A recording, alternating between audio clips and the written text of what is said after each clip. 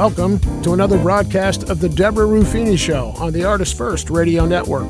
All past shows are archived. You can find them at artistfirst.com. And now, from England, here she is, your host, Deborah Ruffini. Greetings from England. This is Deborah Ruffini with another broadcast of the Deborah Ruffini Show. Today I have the pleasure of speaking again with the amazing Nancy Little on the subject of child sexual abuse carried out by women. A largely unrecognised and dismissed issue, but very real nonetheless. Nancy, thank you so much for being with us today. How are you feeling? I'm doing good, thank you. Oh, that's good. Thank you so much for sharing such personal things with us, because it's it's such a blessing in the process, but it's sad that you've had to go through ordeals, dreadful things. And it's something we don't expect from... It's horrible anyway, but from a woman, it's just not expected, is it? It's horrific.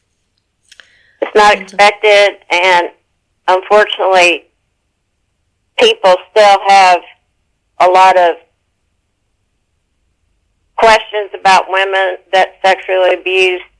For the most part, it's something that people still don't talk about. Yeah. We still regard mothers, as close to perfect beings, and they're supposed to be the most important person in our life.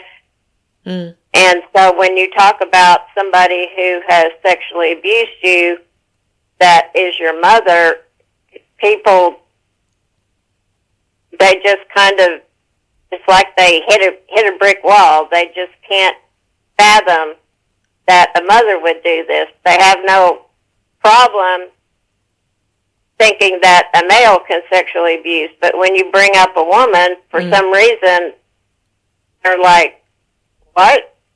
Yeah. How can that happen? And it does happen.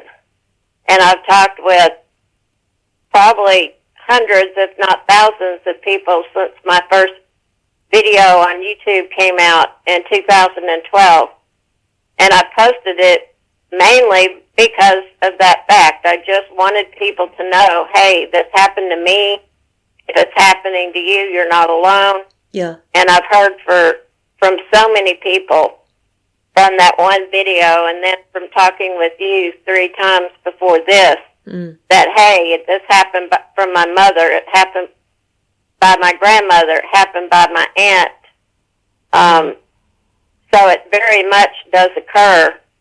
Yeah. And it's something that we need to talk about. We need to talk about it more so that we can break through that taboo, because it's that taboo that brings the shame, that brings the pain, that keeps people locked in their own pain.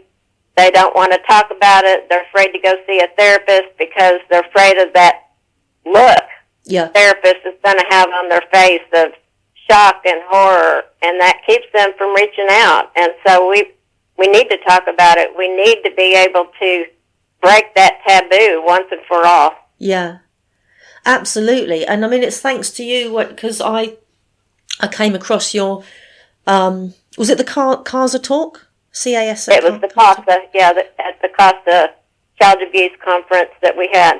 That's right, yeah. I mean, I had looked at YouTube about female abusers because of various forms, different relationships, friendships. I wanted to learn more about women who abuse, so it does need to get out there. Whatever, but we're speaking again, aren't we? Because of the absolutely appalling comments that you've received. That it made me hopping mad to read those things that you had on.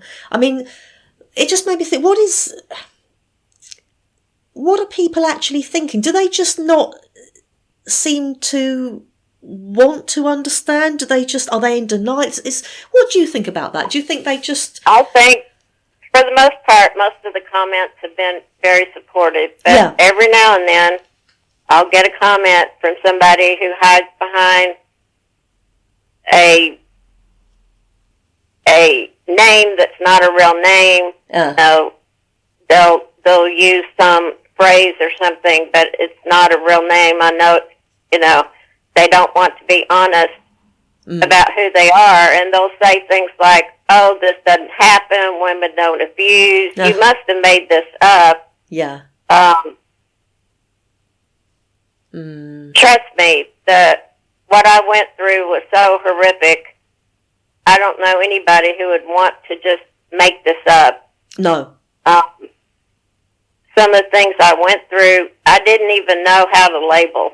Yes. As a child, as a teenager, even as a young married woman, I still didn't know that some of the things that happened had specific names. You know, my therapist, I would describe something and she would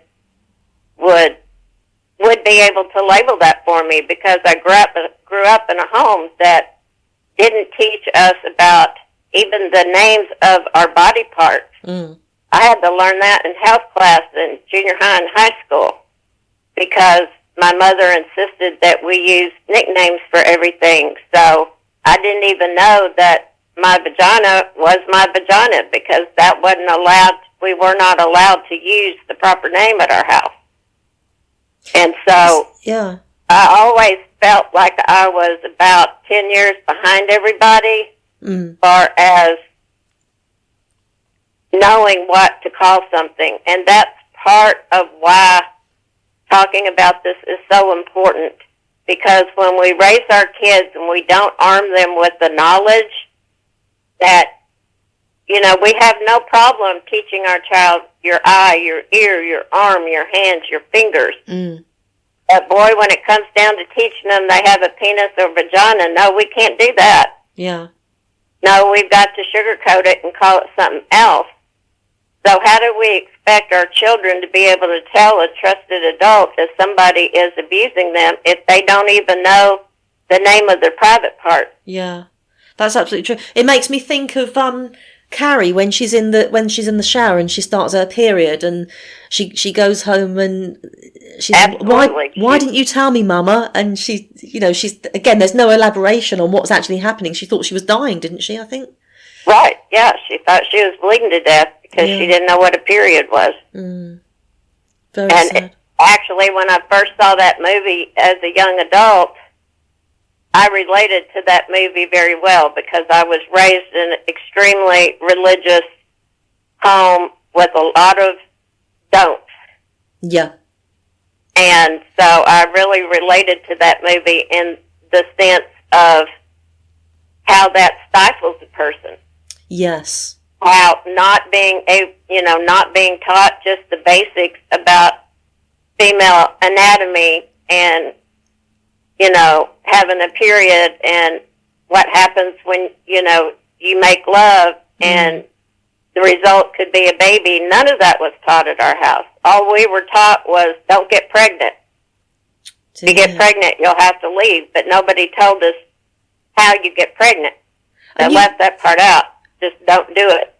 And you couldn't have got blamed for that if you were intimate with a guy, because if you wouldn't have known, then I expect you would have had the blame had you got pregnant. Oh, absolutely. I would have been blamed. My sister too. Yeah. I mean, neither one of us was taught. And when I asked my mom many years later why she didn't teach us about sex and our body parts, and she said, well, by the time I thought you were old enough to know about that, you already knew. And I said, well, how old was that? And she said 17.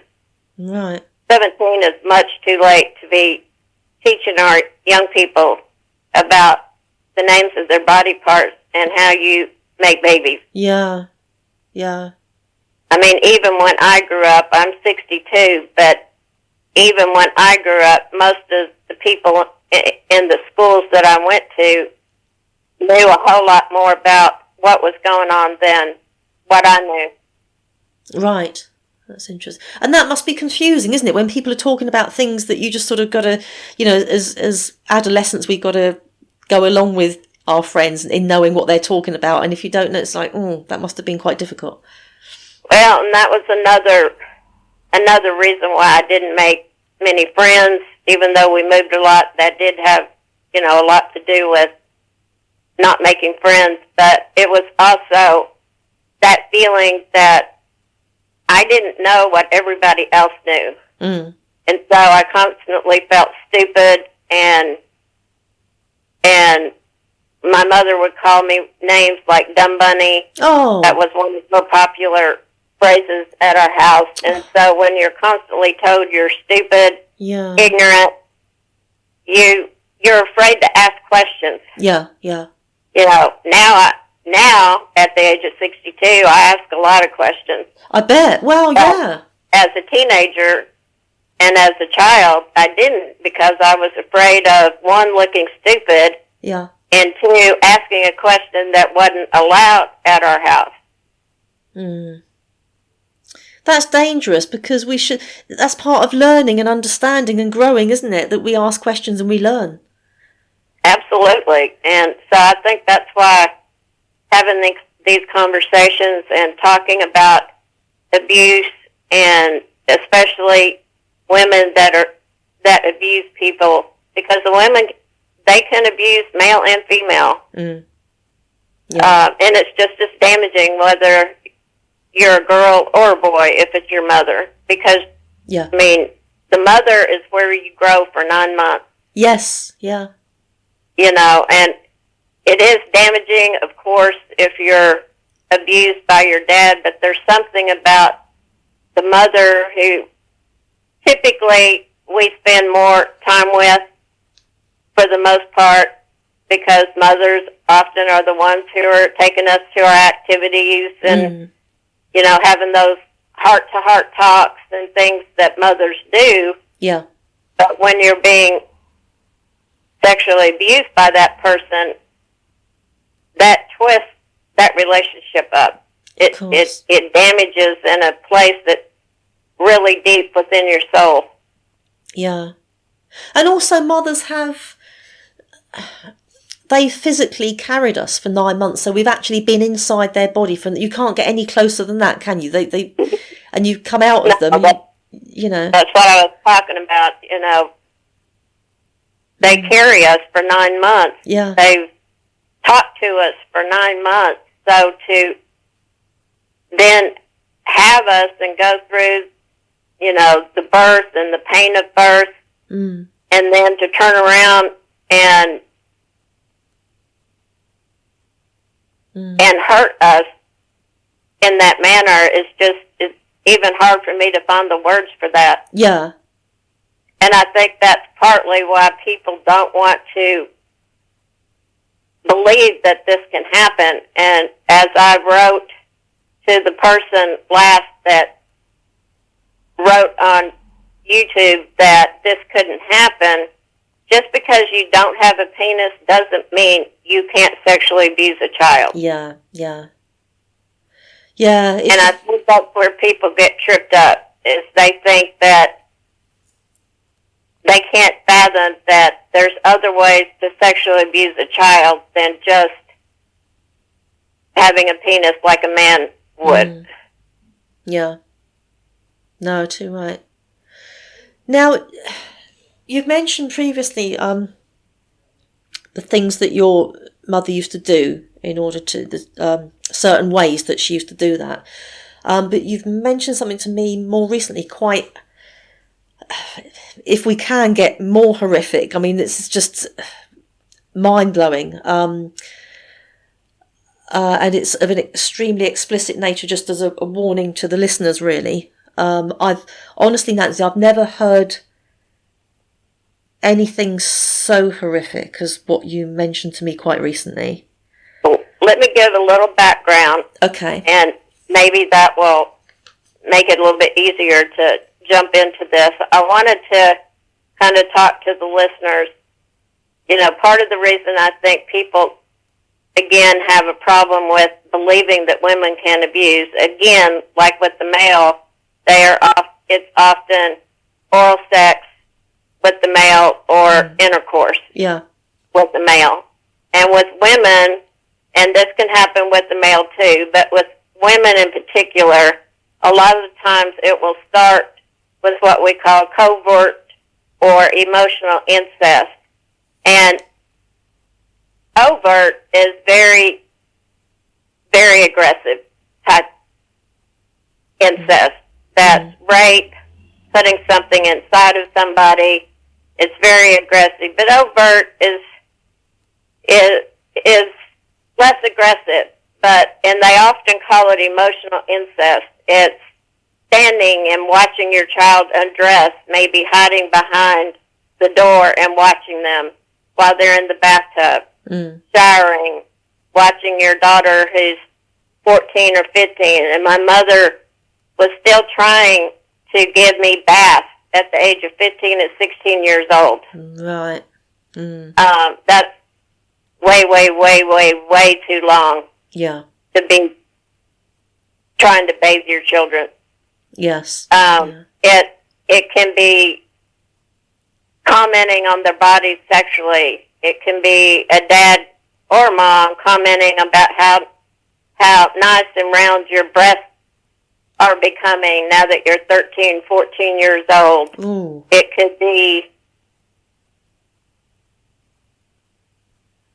grabbing your 11, 12-year-old daughter's Kotex or tampons and laughing about it. About, hey, they got their first period, you're a woman now. These are all parts of emotional incest. Yeah, yeah. Well, that's interesting. They're not specifically touching a person, but there's that kind of emotional weirdness that gives you that funny feeling in your stomach that this isn't right, and it makes you feel weird, as a 10, 11, 12-year-old budding young daughter who's starting to develop and having mom or dad talk about how they're starting to fill their shirt out. Being a 10, 11, 12-year-old girl is hard enough without your parents commenting about how your body's changing. Yeah, yeah. It's not appropriate, and that's what we call emotional incest. And so some parents can stop at that, but a lot of people don't. And that's damaging. Even with just, if that's all that was happening, that's very damaging to a child. Yes. But a lot of parents don't stop there. It's one of those slippery slopes where parents, an abuser will start with something, and it's kind of like throwing the frog into a pan of water and slowly turning it up and making it boil. And the frog is getting used to it, so it doesn't jump out because he doesn't know anything different.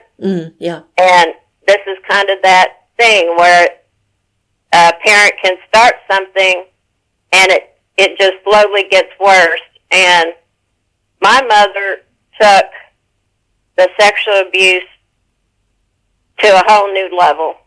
Right. And there was a lot of touching at night, which I've talked about before. I'd wake up in the middle of the night, and her hands would be down in my pants. Oh, my goodness. And my panties down beyond my pajama bottoms. Oh.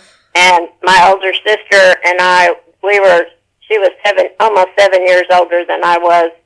So she was gone and out of the house by the time I was about 10 and a half.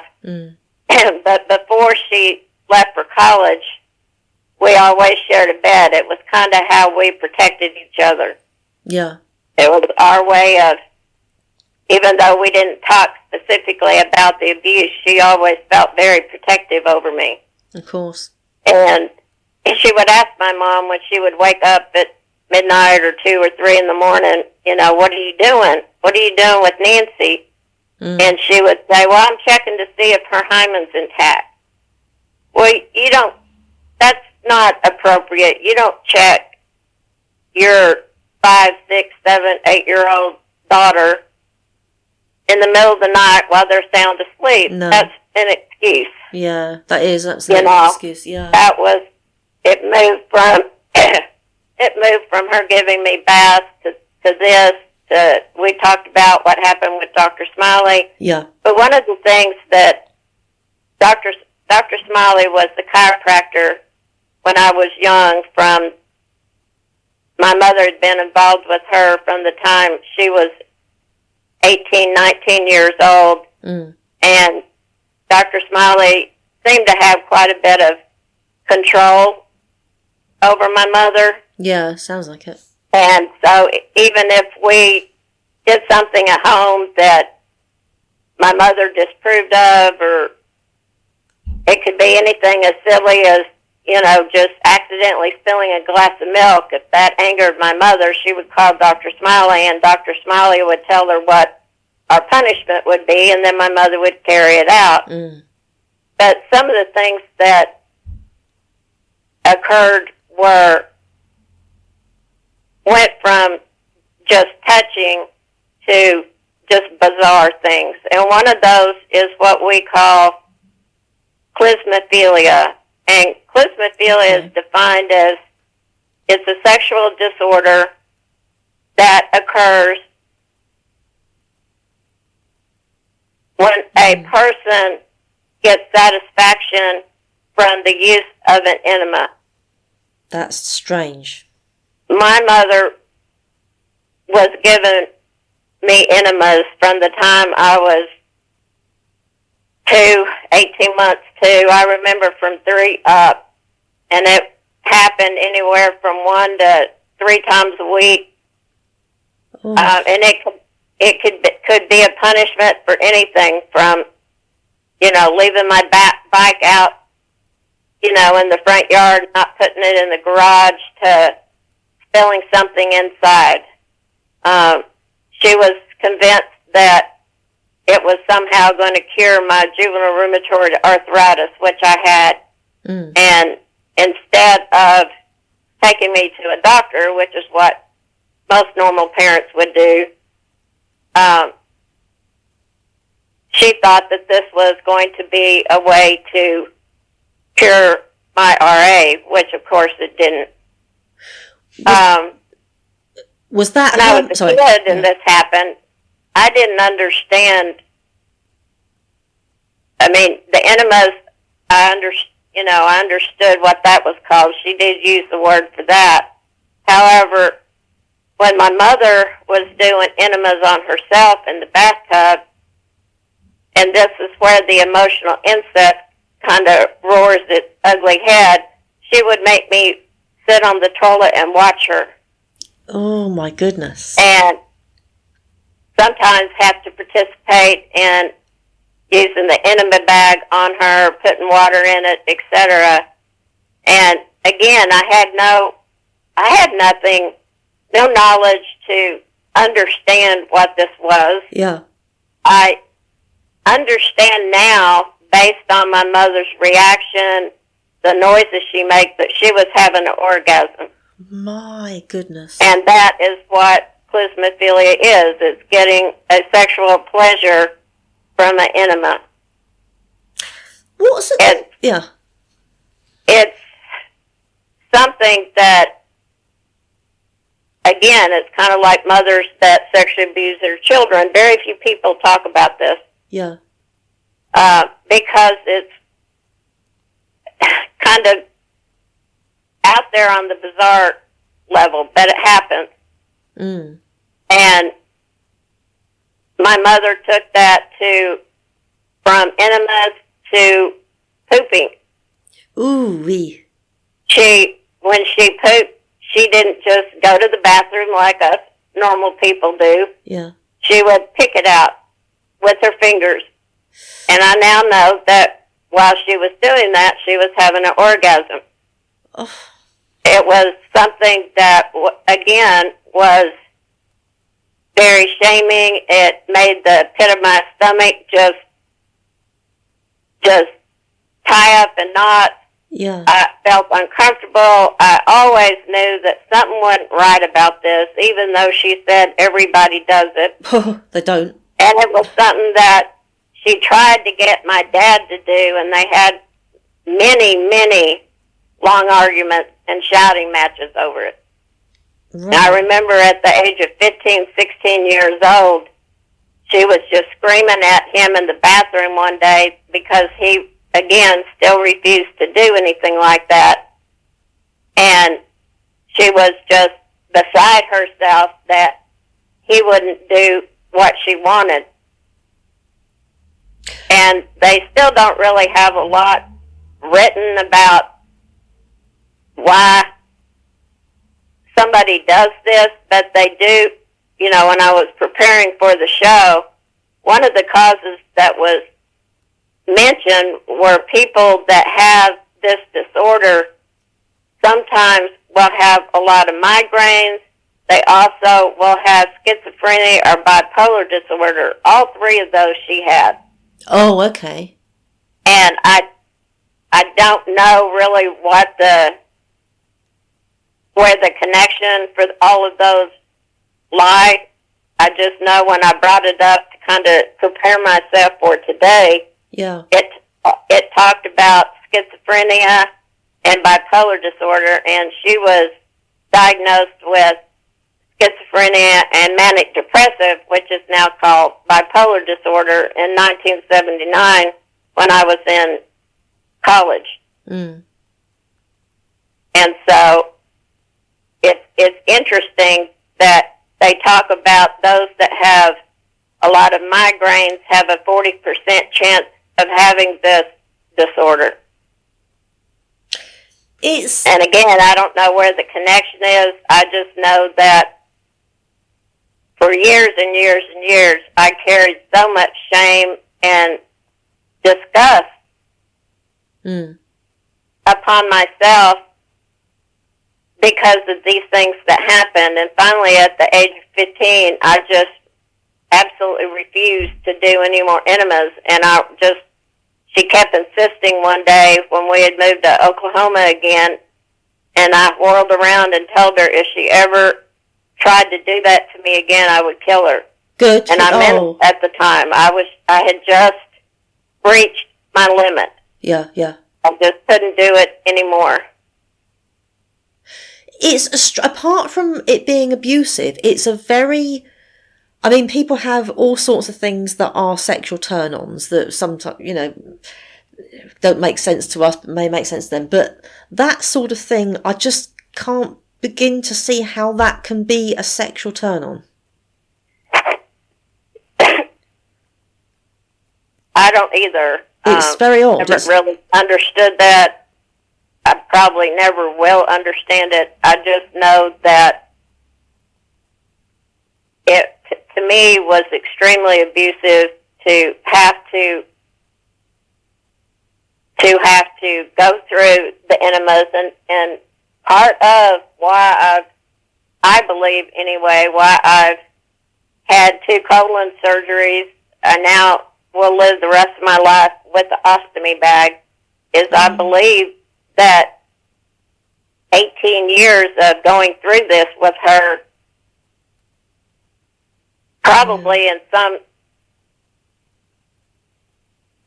way damaged the colon. Yeah, because if you don't don't... have to go through this so much, and at the time I didn't understand why I was so much underweight than everybody else. At the age of 15, I weighed 50 pounds. Yeah. Well, you can't go through this every week and weigh a normal weight. No. You just can't. And now I understand, why I was so much more underweight than the average teenager. And it's a horrible thing to think. What was going through my head, Nancy, is to me, I find it absolutely vile how your mum's supposed punishment for you over nothing was all to do with her sexual gratification.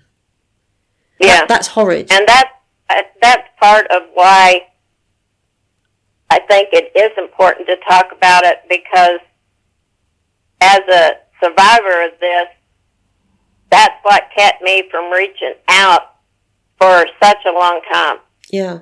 Because you are afraid of seeing that look of shock and disgust on somebody's face when you mention this. It's one thing to talk about,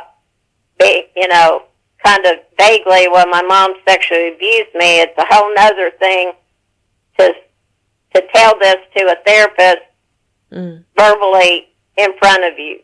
Yeah. Because, I've had I've seen those reactions by people, that look of shock and disgust, and even though therapists are taught not to show that, there's some people that still struggle with that because it is something that's just so it's out there. Yeah. I don't even know what the word is, really. It's something we don't... I mean, as I was reading this, of course I believe you, because nothing shocks me anymore, and I believe you're being truthful when you say it, but in reading this, it's hard to believe in the sense that this is so surreal, beyond bizarre. That's why it's, in that sense, I mean, it's hard to believe, because we just don't expect to hear things like this. But can I ask you... Which is why I didn't even know what to call it. Yeah. And that's why I, before I told my therapist, verbally in person, I wrote it out and described what happened and how it made me feel and the deep shame that I carried. And it was my therapist, after she read it and we met, and she told me, that, hey, there's a name for this, and it's not your fault. Yeah. And you didn't bring it on. This is something that was done to you, but you don't carry that shame. But even hearing that, it took quite a while for me to believe that. I believe it now. Good. I now know that this was my mother's sickness. This was something she did to me. Yeah. It was something I didn't have a choice in, but it does take a while to work through that shame and disgust of what happened, because it's just not something you hear of very often. No. Well, this is the first time I've heard of it. I don't think I've ever heard of... I've heard of some, pretty surreal things, but not something like this. Can I ask you, Nancy, I'm just thinking, right, as a child, where does the... I think we've touched on this before, haven't we? That we know, in a sense, it's like if it's a grown-up, then it's almost like we're children. I can't understand how, but the grown-up must be right, because we're children and they're the grown-up and they know best and they know everything. They know things that we don't. But how does and this might be a hard thing to answer, how does guilt work about something like this as a child when you recognise that there's really something very, very wrong with mum and this isn't normal? Or was there part of you that did believe her, that when she's saying, oh, everyone does this, did part of you think that... I mean, I always had this feeling from a very young age that something was terribly wrong. Yeah. But it was a feeling, it was the way my stomach felt, it was the way my chest hurt. It's just the way the ickiness that you feel. It's hard to describe what that is, but if you've been sexually abused, you understand that feeling. Yeah. But I can remember from 11, 12, up until that point, I didn't try to argue with her, because usually that was pointless anyway. But, by the time you hit those early teenage years, you start to, think a little bit more independently than your parents. Yeah, and that's true. still, we weren't taught in school stranger danger. We weren't taught this is your body, nobody needs to be touching it in a sexual way. They didn't have those programs in school, so I didn't learn any of that at home. Again, that's kind of where I felt behind everybody else, because we weren't taught body parts and anything like that. And like I said, and I mentioned earlier, we weren't even taught the proper names for our private parts. And so I didn't have that knowledge that kids today are brought up in, but I just always had that weird feeling. And then in high school,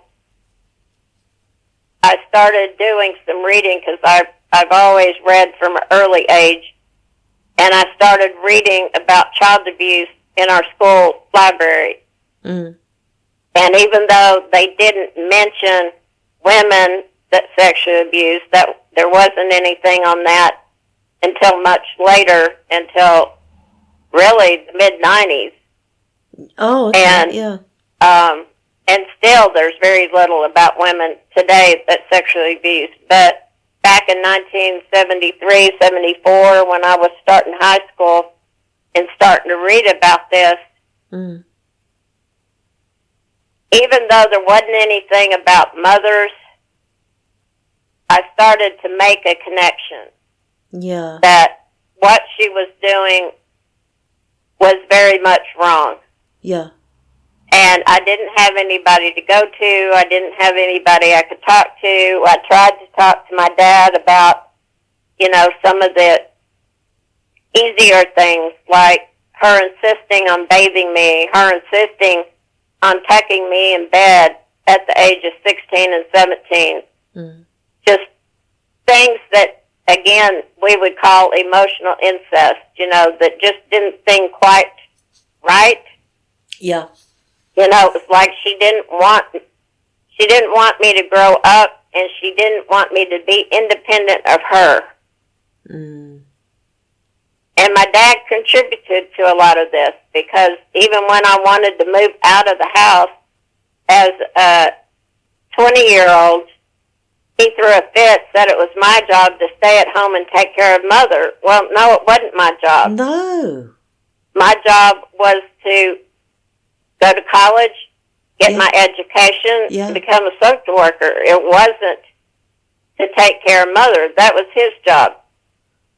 And so it was, it was around the time that I decided to move out and leave that it really started to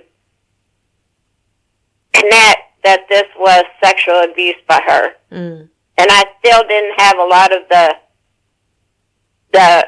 terminate terms of what she did. I didn't know the term for her putting fingers inside of me was digital rape, for example. Mm.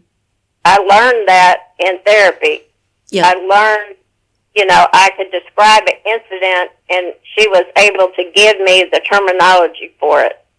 That's helpful, isn't But it? it was just that, it's something that we need to teach our kids, is to pay attention to that little voice that's inside of them. Yeah. And if something's going on that makes you have that queasy feeling and your stomach hurting and your heart's pounding, then that's probably something you need to talk to a grown-up about. Mm. And as adults, we need to be paying attention to our kids' behavior. And, if they're doing things that seem extreme or not normal for that age, we need to investigate and figure out what's going on, and Yes. not just look the other way. Yeah. No, you're absolutely right. It starts with a gut feeling. I think there's a lot to be said for gut feeling at whatever age. And because it's good. I was thinking, speaking to you today, and how it's brilliant that you have kept your faith in all of this. And in when we read in John 20:29, because you have seen me, you have believed, but blessed are those who have not seen and believed. I think the same goes for. I think the same applies to those who have kept the faith but have been abused in the name of the faith. Kind of blessed are those who have been abused in my name, yet still belong to me and believe in me. I think that the same sort of thing goes, because you could have easily turned your back on everything, couldn't you? Everything you'd been brought up with. I could have, and so could have my sister. And one of the things that we both took out of this, I think, was our faith. And maybe that's because, neither one of us really had close friends growing up. We moved constantly. We didn't know from one day to another if we were going to stay in that city or that town for very long. Mm. Both of us spent had several years of going to 2 or 3 different schools in different cities or states, that makes it hard to be able to make friends as a child. Yeah. It's hard to be able to trust somebody when you don't know if you're going to be there tomorrow or the next day. Yeah, sure.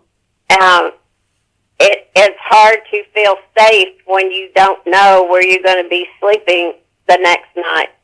You know, because we didn't know from one day to the next if we were going to be in that city for a year or a month.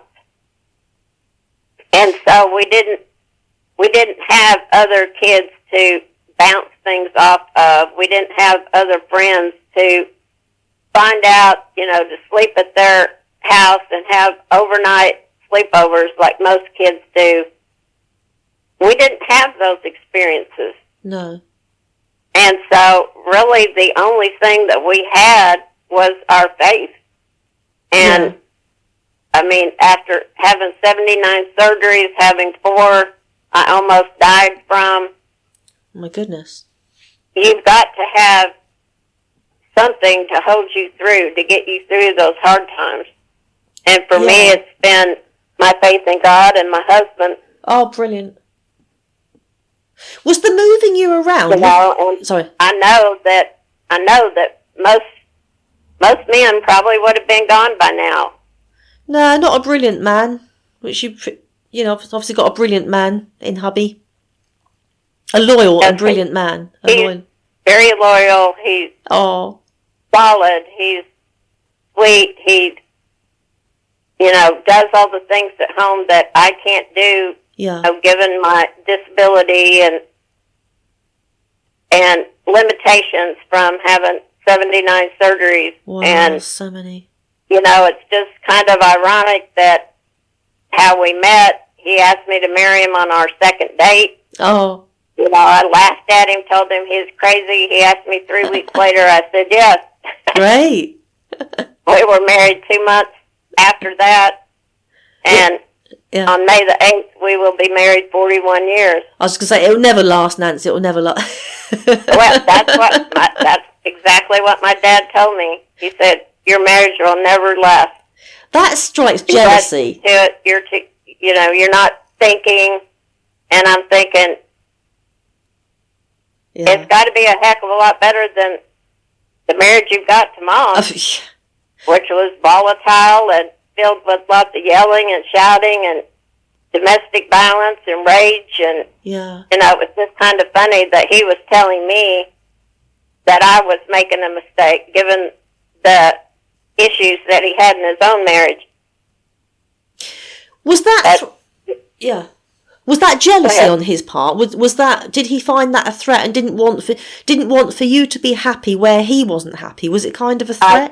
I think that's exactly what was going on. Yeah. Because even when after we were married and we told him in 1988 that we were leaving Texas, which is where my entire family lived, and we were moving away, he sat at my kitchen table, pounded on the kitchen table with his fist, screaming and shouting at the top of his lungs, saying, you cannot leave, you have to stay here and take care of Mother. Oh, for goodness sake. And I told him, Dad, that is your job. Yeah.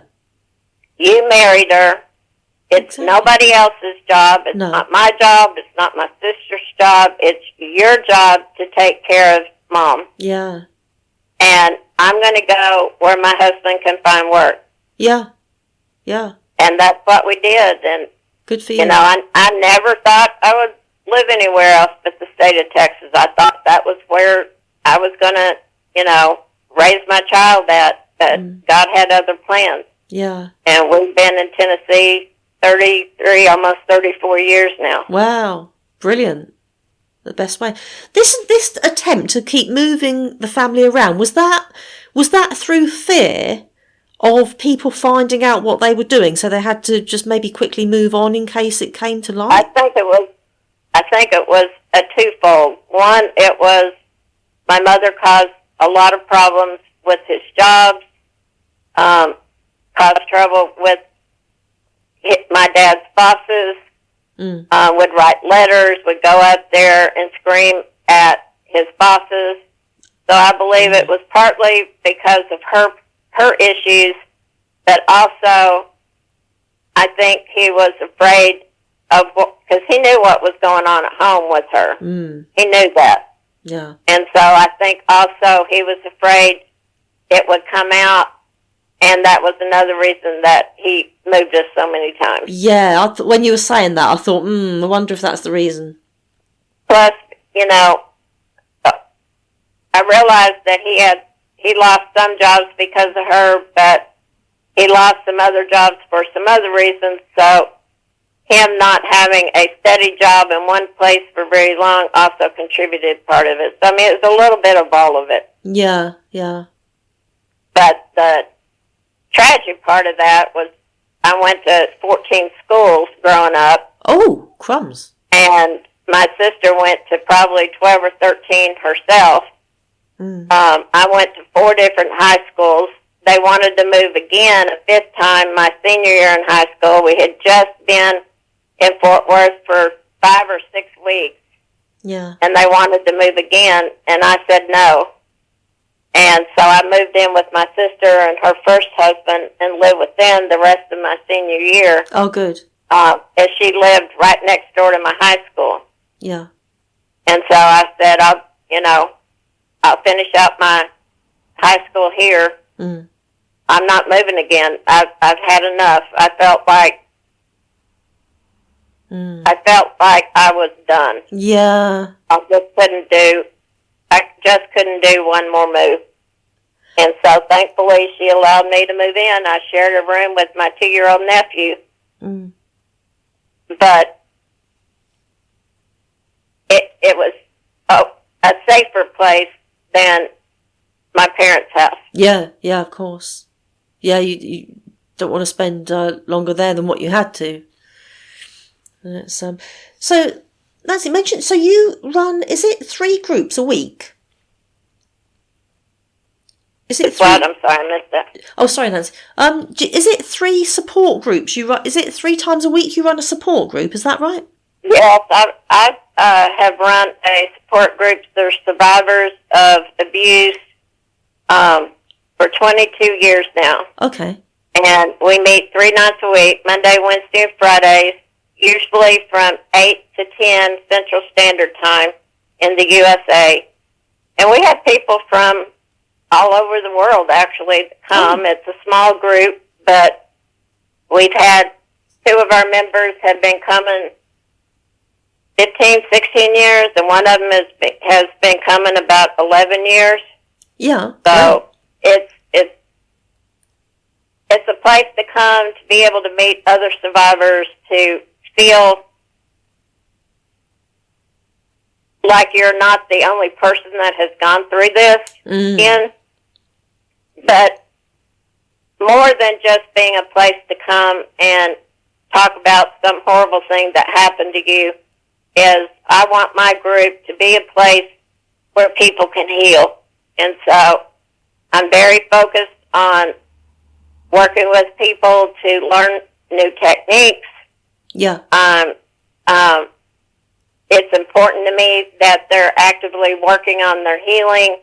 There are a lot of groups out there that unfortunately is just kind of a place to go and just chat, but nobody actually works on trying to make anything better. Oh, that's... And so I try to work with people to actually work on learning new techniques so that, you know, they can get to the point where they can talk about this kind of stuff like we talked about today without that horrible feeling that comes over you in the pit of your stomach. Yeah. You know, the goal is to be able to recognize that, yes, this horrible thing happened to me. It was tragic, but I don't have to stay in that victim mode. I can be a survivor. Yeah. I can have a great life the rest of my life. Absolutely. And it doesn't have to drag me down. Yeah. Amen to that. Yeah. Yeah, you're not a victim, you're a survivor. What's that I'm trying to think. There was a term you used when we spoke the first time. You're something about a thriver. I'm a thriver. That's it. More than just a survivor. I'm a thriver. Thrivers. Oh, I'd absolutely agree with. Yeah, you are. I just really applaud you. I can't. To come out of this sane is, well, you must be a terribly strong, well, survivor, thriver and well, survivor. I'm either strong or very stubborn, but I'm probably both. No, it's very probably strong. a good thing, though. Not stubborn. Well, I just think you're amazing, and I think it's great. It's great that you do this, and raising this woman, helping so. And I was thinking actually, for every attacker, there's numerous folk that you've blessed. So it's just, I think the attackers, they just don't. Sometimes when we don't understand things, we do silly things. I mean, like I don't think so much these days, but like a child. I remember when I was a kid, in the 70s, if there was someone who had maybe Down syndrome or something that wasn't understood, or a mental health condition. Thankfully, I never did it, but kids would sort of laugh or put it aside. Yeah, do you know what I mean? I think it's that sort of thing. With the JRA, because I looked different. My knees were always swollen to the point of couldn't put my feet together. They were so big. Crumbs. I couldn't run well like the other kids. There were so many things I couldn't do. Many times my wrist had what looked like a large goose egg right on top, and it was fluid that had built up from the juvenile rheumatoid arthritis. Yeah. But because I wasn't being taken to a doctor, it wasn't being treated. That's why I've had 79 surgeries to replace, fuse, or remove joints completely. So many, isn't it? And I was bullied all through my life growing up at school and teased. And even today, when we go out shopping, even going to Walmart, people will stop and stare. Oh, will they? I will point fingers, will laugh, and I've just learned to ignore it. Oh, there's always going to be stupid people in the world. I can't stop that. And if they're really that superficial that they've got to stop and point and laugh, then that tells me they've got more issues going on than I do. Yeah. No, I think that's right. I think it says more about that. If someone's truly happy in themselves, nothing looks... I was actually referring to people that were attacking what they didn't understand, that if we don't know what to do, we attack. But no, what you're saying about if people are noticing things to do with, things that happen, it says more about them. A genuinely happy person wouldn't feel the need to point at anyone. And I think that's why, again, like I said in the beginning, and I've said throughout the time here, is that's one reason that it's so important to talk about this. Yeah. Because the more we don't know, we question, we don't understand. If we don't understand something, yeah, it's like while I'm shopping at Walmart, if people I get a lot of questions. Okay. First thing they will ask me was I in a car wreck? Oh, okay. Because I walk with a large limp. Yeah. I don't mind questions. Again, that's why it's important for us to talk about it. Questions is how we learn. Yeah, it is. It is. It dispels the myth that we have about abuse and about women, such as, well, you were abused by your mother. Why aren't you gay? That's not what makes people gay. No, it's not at all, no. I did not have a sexual relationship with my mother. My mother raped me. There's a big difference. A massive difference. You would never tell a woman who was abused by their dad that they had an affair with their dad. No. But for some reason, people think because I was abused by my mother that I had a gay relationship with her. No, I didn't. No. I was sexually abused by my mother. Yeah. But until we talk about this stuff, we can't dispel these myths that people have. No. And that's why it's so important to keep talking about this. It is. Amen to that. Thank you so much, Nancy. I can't believe our time is going, but it's been great to speak with you, and thank you again for, you're raising awareness and you've just blossomed so much from this abuse, and I'm so proud of you. We're all proud of you. And thank you. And maybe on your page you can mention my email and yes. my group. That way, if people want to get a hold of me, they'll have a way to reach me. Yeah, is that okay? We'll have that on the homepage. Yes, that's perfect. And, thank you so much again, lovely Nancy, and thank you so much to the audience for listening. And until next time, lots of love and God bless.